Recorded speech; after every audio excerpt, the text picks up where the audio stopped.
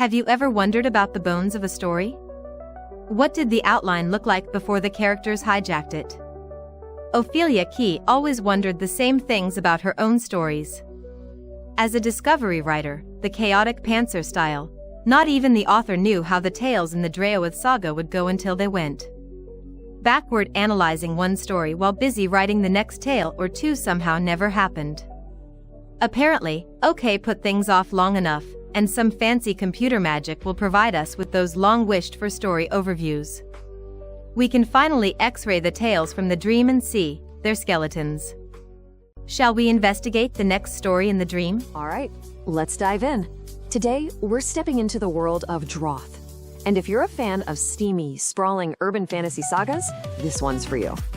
We're gonna break down the core premise of one of its key stories, Nephilim's Claim. You know, the author really sets the tone with this quote. It's a great way to think about it. This isn't just a book you read, it's a whole universe you're supposed to get lost in. So let's step into that dream and see what it's all about. Okay, so first things first, we have to get a handle on the world this story takes place in. The author calls this whole universe the dream. And believe me, it has some very, very specific rules. The key word to focus on here is saga. And they mean it in the classic sense, like a huge, heroic story, kind of like an old Icelandic tale. So right away, we're not just dealing with one little story. No, this is about the interconnected history of an entire world where myths and legends are totally real and just walking around. So what's the big conflict here? Well, the magical world is completely out of whack. It's broken. And a mortal kingdom called Draoithe was created to fight back against the main villain, a guy named Peter Elliot. But here's the real hook.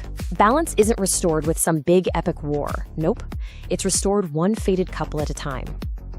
Now that we've got the lay of the land, let's meet the fated couple at the very heart of Nephilim's Claim. So on one side, you've got Kira Berhnun. She's a Nephilim, which in this world means she's the child of an archangel and a human, and she has this frankly terrifying power to claim souls. Then, on the other side, you have Maddox Talog. He's a centuries-old dragon knight, and he is tied to a really ancient curse. This tale of the tape gives us such a great snapshot of their dynamic. They're both alphas, they're both over 600 years old, and I just love this detail about their scents. Kira is citrus and pineapple, while Smoke is bourbon and oak. You can just feel the dynamic, right? This is not just some simple fantasy romance. It's a collision of two ancient, incredibly powerful beings. So how do these two finally meet? I mean, after centuries, and with Kira actively avoiding him, you might expect some kind of grand romantic moment. Yeah, that is not what happens here. Not at all. For 6 centuries, Smoke the Dragon has been looking for his fated mate, what the dragons call their Valkyrie.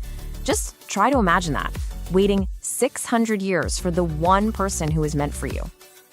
And where does he finally find her? Not in some castle or at a fancy ball. He finds her in a warehouse, broken and brutalized, a victim of the story's main villain. I mean, the stakes are immediately sky high. He's not just meeting his mate, he's literally rescuing her from his greatest enemy. And this is the first thing he says to her. It's so gentle and respectful, and it just establishes their connection from that very first moment. Even in the middle of all that horror, the first thing he sees her as is my angel, his fated one. So he's found her, and he's rescued her. But what even brought him to that warehouse? Well, the answer to that is tied up in a magical curse that has basically defined his entire life. See, the dragons are all bound by what's called the Necromancer's Curse. This old prophecy took away their ability to shift into their real dragon forms and sealed away a huge chunk of their magic. So their freedom isn't, free. It comes with some very specific and very difficult strings attached. Let's just walk through this timeline for a second. 300 years ago, the curse seals away their true forms. 100 years ago, they start getting ready for a prophesied king who could change everything. Now, in the story's present, that king is here, and he's called the dragons to serve him. But, and this is the huge part, the final step to break the curse, the only way for them to get their true forms back, is for each dragon to find and bond with their fated Valkyrie mate. Smoke's freedom literally depends on Kira. And right there, that's the central conflict. He needs her to be free. But what if she's been running from him for centuries?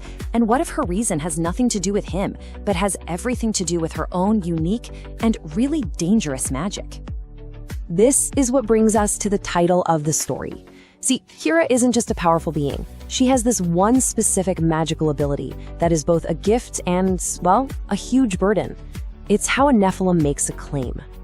So this process of claiming a soul is, wow, it is incredibly visceral. To do it, Kira has to look someone right in the eyes, call their soul forward, and then literally rip it in half. After that, she fuses a piece of her own soul into his, and at the same time absorbs a piece of his soul and his power into herself. It is this deeply intimate and incredibly violent magical act. And here is the ultimate twist. To perform this soul-claiming ritual on Smoke, who, remember, is a basically invincible dragon, she finds out there's only one way it can actually work. She has to orchestrate his death first. Their fated union, the very thing that will set him free, requires her to kill him. So that leaves us with the big central question of the story, right? Can a connection that actually requires death and a torn-apart soul truly be a fated match? Is that really made in the dream?